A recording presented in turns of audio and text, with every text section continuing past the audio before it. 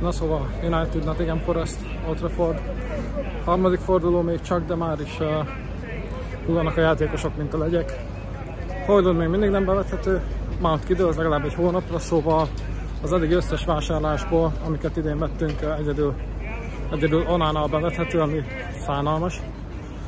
Luke Shaw is kidőlt egy jó 2 hónapra.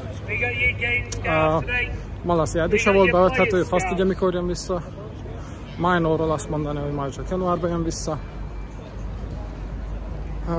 Ahmad az azt tudja, szintén 1-2 hónap legalább, úgyhogy zseniális kezdés.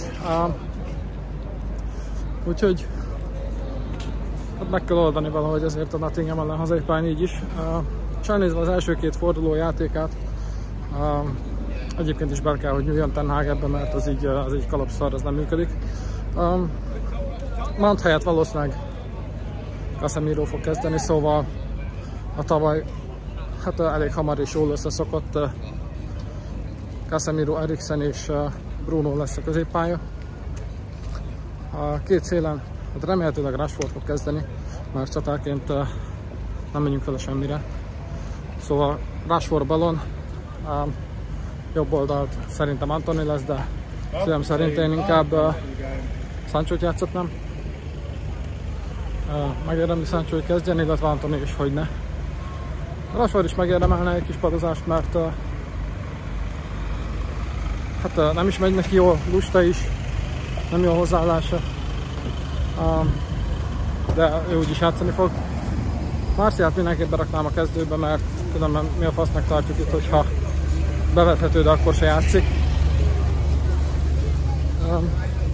A védelem az nyilván Wan-Bissaka, Martinez, Varane lesz, illetve Luke Shaw helyett minden bizonnyal Dalot. Fernandes lehetne még a másik opció, de eléggé valószínűtlen.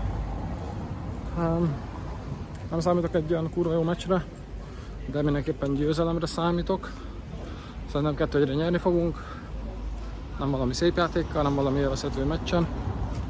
Hasonlóra számítok, mint a Wolverhampton ellen, de úgy, hogy talán nem fogják úgy dominálni a középpályát ellenünk, illetve kapni fogunk egy gólt is szerintem.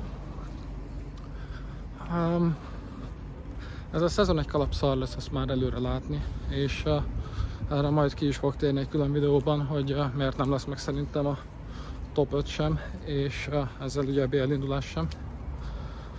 De igen, ez majd egy másik videó lesz, és ezt mindenképpen tartom, hogy nem lesz meg a top 5 a mai eredménytől függetlenül.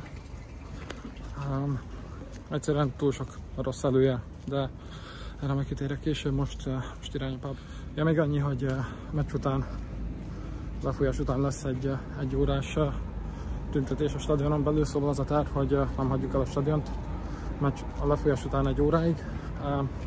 Én mindenképpen maradni fogok, csinálok róla videókat, megmutassam, hogy mennyien is maradnak még, aztán majd meglátjuk.